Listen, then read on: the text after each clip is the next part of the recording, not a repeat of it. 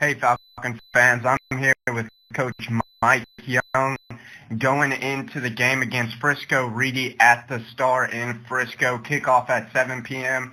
Coach, just to start this off, what went wrong last week at the Prosper game?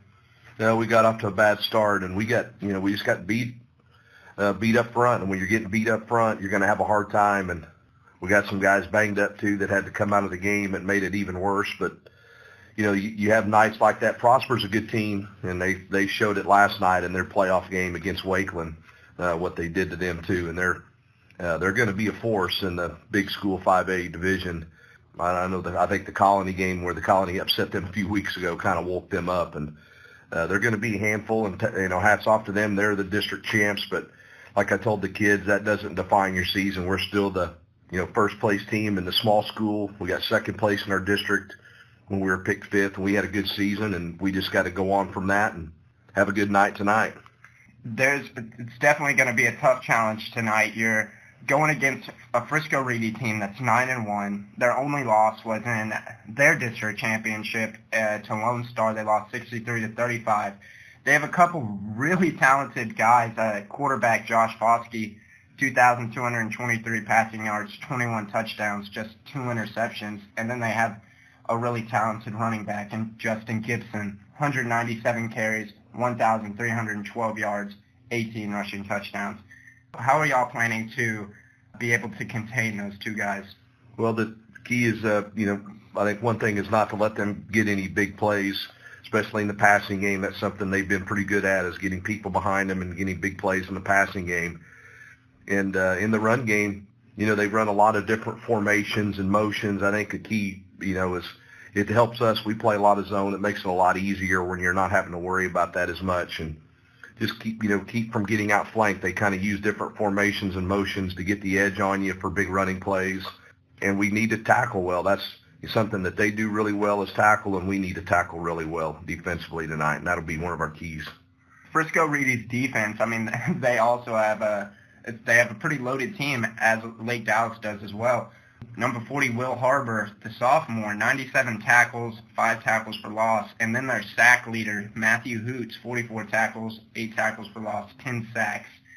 Those two guys are definitely going to be kind of a challenge for the offensive line. What has the coaches said to all the guys? Well, we've watched a lot of film on them. I think our guys are really prepared in what they're doing, and also what those guys like to do. The different moves they make, and just they got a great awareness of how they line up and what they're going to try to do.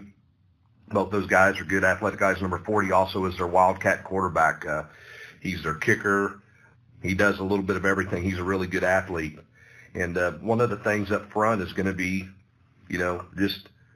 slugging it out on the ground. They're good against the run, but we need to run to keep them honest. And I think where our advantage is offensively against their defense is our speed and athleticism against their secondary. I think that's one of our big advantages of the night. And, it's going to be important for us to find ways to take advantage of those and get some big plays with our speed guys out in space against their secondary guys. Coach, and last week with running the ball, the three main guys, R.J. Eanes, Kylie Smith, and Idzeo Nava, all combined for 5 carries for 16 yards. So y'all are planning to use those guys a little bit more, maybe kind of key in on those 3 guys? Well, those guys all got hurt, so that's why they didn't run last week, and Nava and RJ aren't going to be able to play again tonight either, so they all got hurt in the beginning of the game. Kylie came in with a bad shoulder sprain, so his availability at running back are really limited. We can use him some at receiver, but the pounding at running back is he's just not able to do a whole lot of that right now. So we're going to have to use some different people and just try to figure that out. That was a big problem last week. We lost, we'd already limited with Kylie at running back, and then our other 2 running backs get hurt, one early in the game and one at the start of the third quarter. So it was hard going, and it'll be hard tonight. We'll have to use some new guys. IK came up from the JV to, play some running back. Colton Lindsay, we're going to have to, kind of put it together the best we can. We've had a pretty good week of practice. It's going to be just important for those guys to hang on to the ball and help us in pass protection too. hopefully we'll get some runs from those guys. And, Kylie's a little bit more healthy this week. Charles banged up his leg a little bit last week too, but hopefully he'll be able to help us out too in the running game. Could this be one of those games that we see Daryl Minor play a little bit more running back? No, he's not got any work there at all. We've got enough. We need him so much, and he's so important what we do defensively. That's just not one of the options. So with the health of Kylie and RJ Eames, I know you talked a little bit about that, but could you elaborate just a little bit more? Well, they're not going to be able to play this week. I think we'll get them both back for sure next week if we win, but those guys will both not be available tonight. Coach, offensive line had a lot of struggles last week against Prosper. Definitely going to have a tough challenge. How do y'all plan on keeping Ryan Depperschmidt from taking those big hits? Well, we just got to play better and protect. We got beat by some scheme, but we also got just beat physically. They're good. They're good up front. They're a 6A big school type defensive line, and they whipped us. And we've got to do a better job of really not just in pass protection, but we got to be able to set up some run and stay away from 3rd and 9 and 10. That just makes it even harder. So that's part of the running game is going to help some of that out too.